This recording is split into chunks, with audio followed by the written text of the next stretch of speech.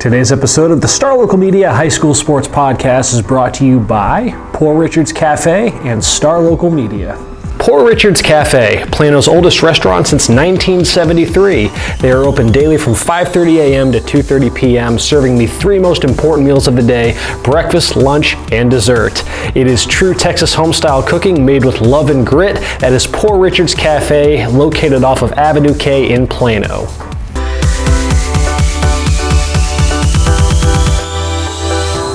Welcome to another episode of the Star Local Media High School Sports Podcast. My name is Matt Welch, being joined by Devin, Hasson, and Kendrick Johnson. And gentlemen, for the next month or so, actually even longer than a month, this is just in the lead up to the season, it is finally time to start talking football. We have survived the dog days of the summer grind here on the podcast, and now it is time to begin previewing the upcoming high school football season. So we got it's Monday, so a little over a month until opening night. So over that next month, we're going to go classification by classification, district by district, just for the ones that we cover, that is, not every single district. But nevertheless, I just gave y'all a kind of a look at where our respective schools are at heading into the upcoming football season. So today we are going to start over in TAPS, talking some private school action, the Texas Association of Private and Parochial Schools.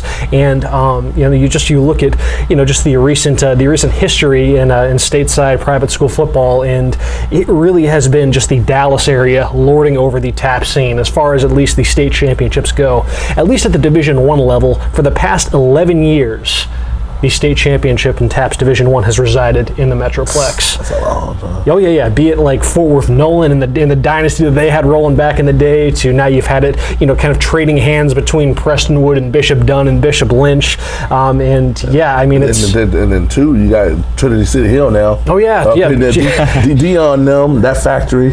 And oftentimes you'll get a case where you have two Dallas area programs playing for the state championship. So I mentioned Bishop Dunn and Bishop Lynch. Sometimes in San Marcos or someplace random like that. Because last year Bishop Lynch and Bishop Dunn played in the regular season. Bishop Lynch won, but Bishop Dunn won when it counted, and they won the state title. Yeah, so of those past 11 years that the Dallas area program has won the TAPS Division I state championship, 9 times has it meant defeating another Dallas area team in the championship game. So this really is the hotbed for the best private school football in the state. But obviously, in order to keep that streak going, you have a couple of these power programs that we just mentioned, and kind of a strange transfer scene that has kind of been developing here within the private school level. Some of the best programs, like we just mentioned, reigning state champion Bishop Dunn, state runner-up Bishop Lynch, Prestonwood, all 3 of those programs, losing a couple key pieces to to the public school level. You look at like Bishop Lynch with a couple players that I guess will now be transferring to other schools that we cover, with Charles Crawford, their stud running back, and he's headed to Mesquite Horn. Play Wyatt, their two-way threat. He's going back to McKinney Boyd. They're like 3 or 4-star players. That's what they're not just players. They're dudes that get people trying to get their services for college. I know Play's got about 10 offers. I think the Crawford kid's about 6 or 7. Well, and that's the thing about at the TAPS level, they just don't have the depth that public schools do. So a transfer can make your team, and a transfer can break your team, because if one player does that, can make that big of a difference if you're a bona fide 4 or 5-star caliber player. And you see that sometimes, just with the nature of the private schools and how they operate, and with the transfer rules and stuff like that. It's crazy how things can change from one year to the next. I remember watching Mike Mitchell, who was one of the top linebackers in the nation back when he kind of bounced between Plano West and Prestonwood Christian. There were games of Prestonwood, he'd be getting like 25 to 30 tackles a game. It was just, when you see one of those like blue chip prospects, man, they stand out pretty significantly at the private school level. So those losses for Lynch, and then Dunn losing its top running back, Jaden Hullaby and his brother, and then Prestonwood having their top returning running back Timothy Taylor. He's now at Frisco Reedy. One of their top returning defensive backs, Chase Lowry, is now at Frisco. So that's pretty significant losses, especially as we get to when we start talking about these teams, just kind of their trajectory going forward. What do you think it's happening? Because last year it was the opposite. A lot of people were transferring out. You never can tell, though, because there's a lot of situations where a kid might have a falling out with a program. But it's too late to transfer, and if you can't transfer for athletic purposes. So if the coach is not going to sign off on it, he's not going to transfer to a public school, but he can go to private school and play right away. That's true. So that's a big consideration a lot of times with these kids. So how many falling outs these people got? We got 4 schools with all these blue chippers that haven't fallen out. I'm sure I'm sure every situation has its own little machinations and whatnot behind it. But nevertheless, it leaves a lot of those schools. Yeah, a lot of these schools in very precarious spots entering the season. We can start talking about a team like Prestonwood, which has been one of the most consistently dominant programs at the private school level. I'm just fascinated to see how Prestonwood's going to fill out a 22-man starting lineup this season, because it really is unlike they've had in recent years. There are so many holes to replace, and this was even before the Timothy Taylors and the Chase Lowrys of the program transferred to Frisco ISD. I mean, you look across that depth chart. I mean, they're locked in at offensive tackle with Javon Bouton, who's committed to Navy, one of the top tackles in the state at the private school level. They're solid at receiver with Riley Wilson, who's a D1 prospect, and Dayton Tony. But beyond that, I mean, there are so many questions about what Prestonwood's going to have, and I'm not used to being at this point of the offseason and really having this many question marks about that team. I'm interested to see how the quarterback situation kind of fleshes out. They've had an all-state quarterback, it seems like forever. This year, though, it looks like it's going to be either Jacob Switzer, who, if that last name sounds familiar, it is in fact what you think. I mean, it's the grandson of Barry Switzer, the famed Oklahoma and Dallas Cowboys coach. Jacob Switzer transferring to Prestonwood from Norman North High School. What are the odds? Yeah, and didn't get a chance to. He wasn't enrolled at the school. He wasn't at the school by during the spring, so he didn't get a chance to go through spring ball with the guys, and instead having to pick up some chemistry with them during 7-on-7 and just workouts over the summer. As far as what he did at Norman North, I haven't been able to figure out much. And he injured his ankle last year in week 3. That's why. I mean, there just isn't a whole lot out there on him. I know at least the physical profile stacks up pretty well. He's 6'3", 180, but as far as he's going to be a senior. It's either him and then Coach Cunningham. I was talking to him over at State 7-on-7 that they have an incoming freshman named McGuire Martin, who's also got a bit more tenure with the program. He was their 8th grade quarterback last year. Could potentially be the future of the program at that position, but another guy who's in the mix for that starting spot. It's just going to be interesting to see how Prestonwood managed to fill out that roster. Coach Cunningham likened it to kind of their the season they had back in 2016 as far as the last time when they were breaking in so many new faces. And if that's the parallel, then that's a pretty good sign for Prestonwood. They went to the state semifinals that year, I believe. But yeah, it's just been. You look at Prestonwood's history, and they've been to the semifinal round of the playoffs. I want to say every year up until last season. They got bounced in the quarterfinals, but that snapped around. I want to say like 5 or 6 straight years when they had been to the state semifinals. So that is the expectation for Prestonwood as far as getting to that level. Though, it's lots of questions need to be answered, and they've got a pretty daunting non-district schedule that's going to give them ample opportunity to answer those questions. They start off against Wiley, a team that to immediately be thrown into the fire against a 6A program right out of the chute, a team that went to the playoffs last year at that. That's no short order. Plus you've got Argyle Liberty Christian, who we can get to in a bit, Kendrick, the team that bounced them from the playoffs last year, Houston St. Pius. Always they had that blue chip quarterback though last year. Yeah, they know. Yeah, Grant Cannell's graduated. So where do you go? Arizona, I think. Yeah, I saw him at a camp. He can fling it. Mm-hmm. He's like 6'5", 220. He looks the part. He looks like a D1 quarterback. And that's the thing about the way that the TAPS schedules are structured, because they went ahead and split the Division I Dallas area programs into 2 5-team districts. You have these teams that still have the 6-game non-district schedule, which is way too much time to get your questions answered. But nevertheless, Prestonwood needs probably as many tune-ups as they can, because that district schedule is going to be fairly daunting once again. I mentioned a team like Argyle Liberty Christian, Kendrick, which the expectations they entered last year with a brand new head coach, actually being able to lure away Prestonwood's longtime offensive coordinator Stephen Greek, and not only do they advance to, I believe it was the semifinal round of the TAP State playoffs, but they knock out Prestonwood in doing so. So what is kind of the read on where Liberty Christian's at right now? They're Liberty to win district. They went last year from being the biggest, like you said, question mark to they're picked to win district and make noise. Stephen Greek's son named Daniel Greek supposed to be the real deal. I just got done saying somebody big 6'4", 225. If you got size and athleticism in TAPS, you can be that guy, as Devin knows. But what helps them back is they got 7 to 8 key top returning players that can legitimately play off that team that came back from last year that surprised people. So, but we'll see if Coach Greek can do good with expectations, because there was none last year.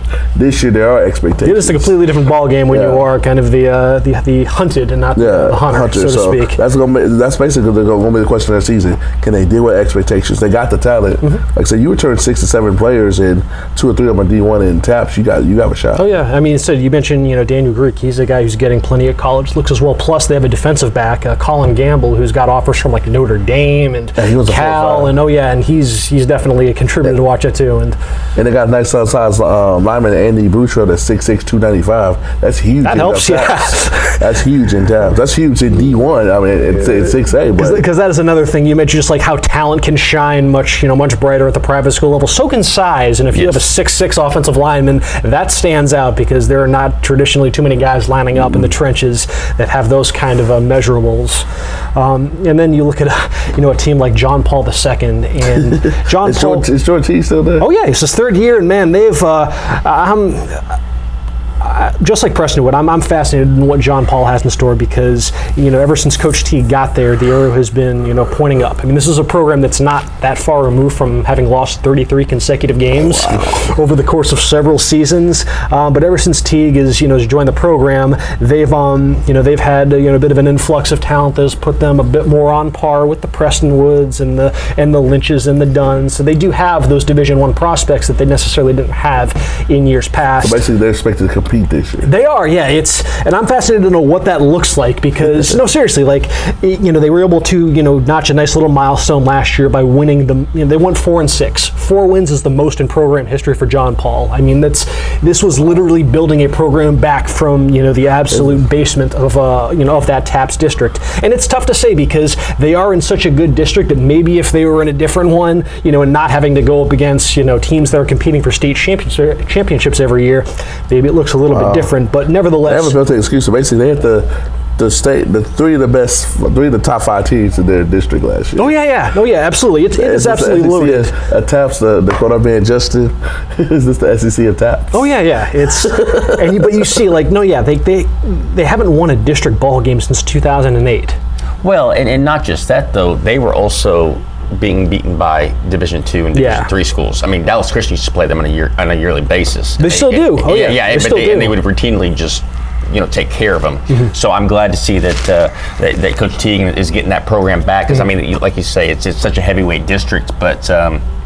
It's a huge mountain to scale in terms of just getting up to the talent level that those other programs have. And that's why I'm, their game against Dallas Christian last year, I was, anxious to see how they would fare there because you look at their schedule and they open up with Crum and Brook Hill, teams that they kind of had their way with last season. And then that 3rd week they run into Dallas Christian, they lost by 30 to them last year. So it should maybe still a little ways to go, with what they were able to do because it feels like they've taken a step. And, you try to, I don't know how much you can really draw from 7-on-7 in the grand scheme of things, but just from a competitiveness standpoint, I mean, that's kind of where the this rebuilding project is really centered on, is that John Paul has some talent at the skill position players. Jaron Bradley is probably the best receiver in all of TAPS for the class of 2021, and a kid who would fit in. Like I want to say, I think I remember Coach D telling me that he transferred in from Frisco Lone Star. He would start for Frisco Lone Star. That's the kind of talent that Jaron Bradley is, and a guy who shines so bright during 7-on-7 with the connection that he has with their quarterback Grayson James. Just torturing like UIL 6A secondaries routinely. I mean, he's 6'3", 6'4", 200 pounds. I mean, as an affinity for winning jump balls in the red zone, he is an impressive talent. They've got a tight end who's also going to be a Division I prospect, Donovan Johnson. Yeah. And I mentioned Grayson James. So, they're pretty solid at running back with Carson Collins. It's again the stars are aligning. It's there on paper. So you're saying they have a chance? But yeah, I'm anxious to know what is it? Okay, but what does that ultimately mean? Because that was one thing. There were times during 7-on-7 when they would just lay waste to teams, and they looked great when they were up 45-7 or whatever. But then if a team punches them in the mouth, then they kind of shell up a little bit. And that was one thing that Coach Teague really wanted them to kind of a lesson that had to be learned a little bit at the TAP State 7-on-7 tournament when they had a bit of an up and down performance because, again, adversity. They just hadn't encountered a ton of adversity leading up to state, and that's going to be one thing you're obviously going to have to face that head on at some point with the schedule that they have. How are they going to handle being punched in the mouth? Because it's a team that, again, they do have a level of talent that they have not had in years past, but making it all work and getting the kind of the in between the ears intangibles to really kind of work in their favor. It is a brand new, it's uncharted waters for them because, again, they haven't really had a team with this level of talent before, and I'm really excited to see what it ultimately means. Today's podcast is brought to you by Star Local Media. 14 newspapers and websites with a print distribution of 270,000 homes and monthly page views of 600,000 online. Star Local Media, your community voice for news. And now, let's get back to the podcast. To bring it out to D2, McKinney Christian Academy, they're kind of in the murderer's row. That's D2. They got to go against the two-time defending state champion, Trinity Christian-Cedar Hill, who my man Devin calls Prime U. They have like 8 or 9 D1ers. Oh, they're loaded. And who was the runner-up for D1? That's how good you can make a case that's the best overall private school team in the state, regardless of classification. So they beat runner-up Bishop Lynch last year in D1. So the division, they beat 2 5A teams in their non-district last year. They're legit. So that's the top of the mountain for McKinney Christian. They got Dallas Christian, who Devin knows is always good. So this is their second year as a D2 team. They're one of those people that the numbers, if they could slide down to D3, it'd be more of a fit. But Coach Chance Gray being his second year, he'll be calling the plays. That'll be him and Cam Minton. He's a DB / cornerback, and they got a DB / wide receiver in Ford Dorsey, who's one of the best all-around athletes he's like a 3-star, which is pretty big for them. Absolutely. McKinney Christian. So they have a shot, but that schedule in that district is going to be, it's kind of like they're not as bad a position as Jean Paul because they can beat a team or two, but they're going to have to and it's tough because Brook Hill traditionally is pretty good, and Tyler Grace Community is also a very strong program here in the last decade or so. So, there's only so many playoff berths to go around within a 5-team district. Yeah, they're going against the Pac-12 of the other TAPs. You wonder how, because last year was McKinney Christian's first year at the Division II level. You wonder how much of it. State runner-up in D3, so they had just gotten hit in their stride in D3. They've been in the playoffs, and they've gotten better each year. Got to the state championship game, but they didn't get moved all the way out, so they got the rug put up on the. So they're finally getting their footing at the D3 level, and here's the best private school team in the state. Yeah. Here's Dallas Christian, one of the long-standing juggernauts in TAPS Division II. To quote Deion Sanders, whose son is a star player on there, Trinity Christian-Cedar Hill, we for real. He said that on national TV.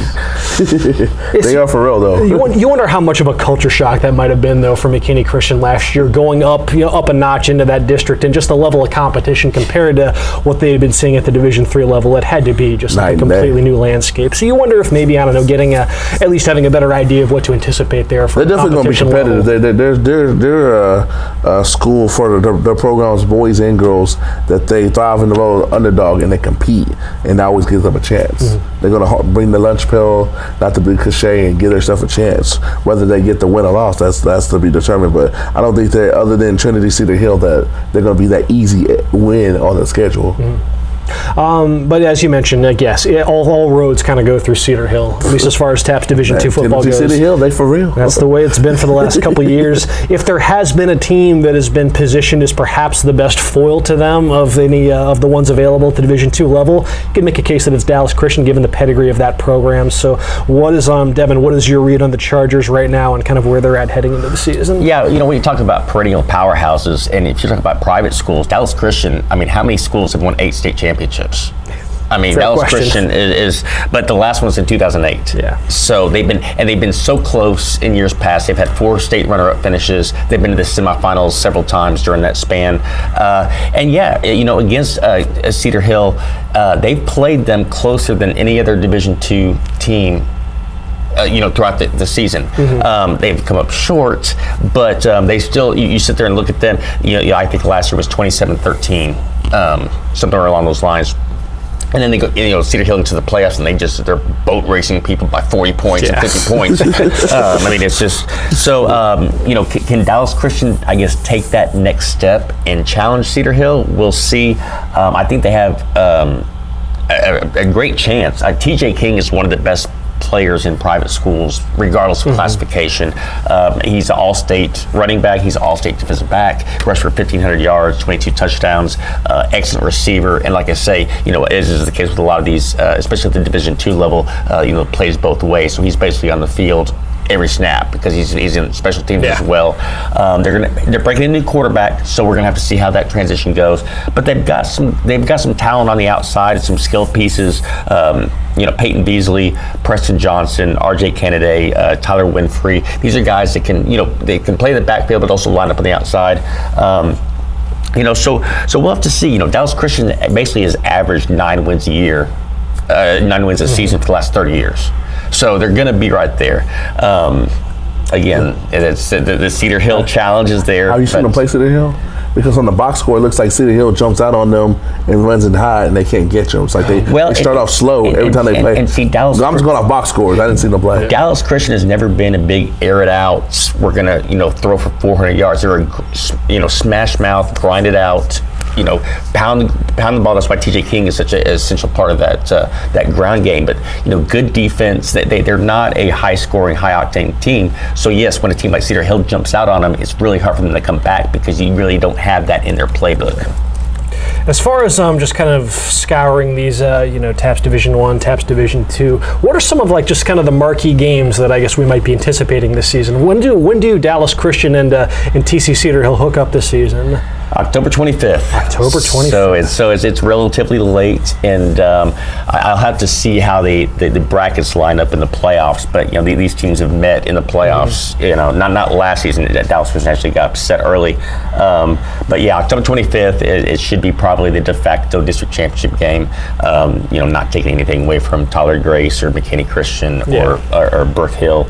But that's kind of what everybody's pointing to in terms of we had the two-time defending state champion. Shadur Sanders, Dion's son. It's he's going to South Carolina, right? I'm not sure. He may be. He's just a sophomore, right? Is he only a sophomore? Wow. I thought he was committed. Yeah. Well, I don't know. We don't cover Cedar Hill. I've seen him play in camps and stuff. He jumps off. But Desmond Moultrie is a very good running back over there. Charles Thompson Jr. On the outside. Cedar Hill's got so many weapons and so many athletes. Like Kendrick was saying earlier, 8, 9, 10 Division I guys. I mean, that's incredible for a 6A program, let alone a private school. That's really good for Allen. Yes, that's good for the biggest school in the state, let alone a Division II private school. Yeah, but I think Dallas Christian, when they play again, they played them tougher than any other Division II TAPS team has, and I think with that system, the key, like Kendrick said before, is just not to fall behind. Because if they can stay within their game plan, if they can grind it out and play good defense and control the clock and play their style, I think they certainly have a chance. It seems like they let Cedar Hill run it hard, and that's. Well, it's hard. It's hard. It's easier said than done.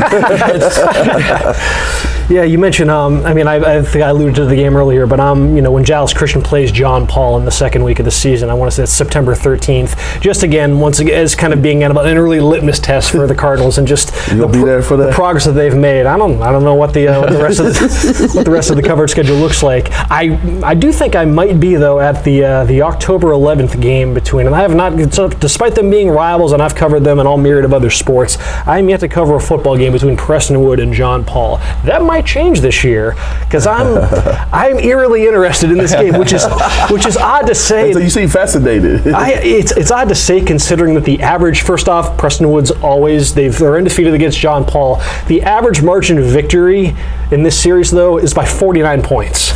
So, a lot of time, they beat them by, again, for all the strides that, John Paul made last season, PCA beat them by 71. So it was 78-7. So, that's the risk you run in this matchup because Prestonwood does not hold back when staring down John Paul. But when you factor in the influx of the talent gap has definitely closed for whatever, Prestonwood might have in just proven experience within its coaching staff and just the program in general. The talent gap has, objectively closed between those two programs. so it is not just a complete wash like it's been in years past. Like I said, I don't know ultimately how much that'll mean when they square off on a Friday night, but with Prestonwood being in kind of a bit of a rebuilding year, I mentioned just a lot of the the question marks that they have just throughout the depth chart. I mean, plus the fact that it sounds like they've got a lot of underclassmen that are fixing to step into some pretty significant roles this year. When you couple that with the team like John Paul that appears to be a bit further ahead in its timeline, how does that ultimately line up? Like I said, this is in October, so theoretically Prestonwood should have answered any questions that it has about its depth and who's going to play where and whatnot. But I don't know. I think that the signs are pointing to this year's game being a little bit more competitive than in years past. Ultimately, again, when the average score between these two teams is decided by 49 points, don't know what more competitive looks like. But I don't know. Just from what I've been able to gather about these two teams, I'm a little bit more interested in this game than I have been in years past. 71 points last year, though. That's a big. That's a lot. That is, but a lot of the guys who did that damage for Prestonwood are now off playing in college, and that makes a difference there. Let's see. As far as other games, we haven't mentioned either of these two schools yet. But as far as you think of games that might have a bit riding on them late in the season, a potential playoff berth at stake. That was the case when Frisco Legacy Christian and Prince of Peace hooked up last year at the, I want to say the game was actually played at the Star. Legacy Christian winds up winning, and they kind of ran away from that one in the second half. And that's, you mentioned teams that kind of need like Dallas Christian against Cedar Hill. You need a certain, like the game script has to go a certain way to be in your favor. Prince of Peace is one of the, is kind of a relic in, in modern day high school football, because they are all about, I want to say, the triple option. It is not a spread them out, just fling it all over the field 50 times a game. There are games last year where Prince of Peace didn't throw the ball once, including I think against Legacy Christian. But nevertheless, yes, those two teams, a nice little rivalry there between those two programs. They play in the last week of the season. If you're looking at that Division II District 1, those standings, if the Grapevine Faith Christians and the Fort Worth Christians are expected to lord over that district as they will be one to do, it stands to reason that Legacy Christian or Prince of Peace could be vying for that last playoff spot to come from that district, and it very well could boil down to that last game of the season. So yeah, I don't know. See how that one shakes out. Let's see. Have we covered just about everything that we can at this? Top to bottom. I believe so. I think so. Awesome. Well, yeah, it's a little cursory look as far as what's in store, at least at the private school level, for our coverage slate for the upcoming football season. We'll be back on Thursday to talk some 4A. So I guess our 4A programs: Argyle, Salina, and Sunnyvale. Let you know what's in store for their respective seasons coming up. Hey, appreciate y'all for checking this out. Kendrick and Devin, appreciate you guys for tagging along. Folks, keep enjoying your week, and we will talk to y'all later.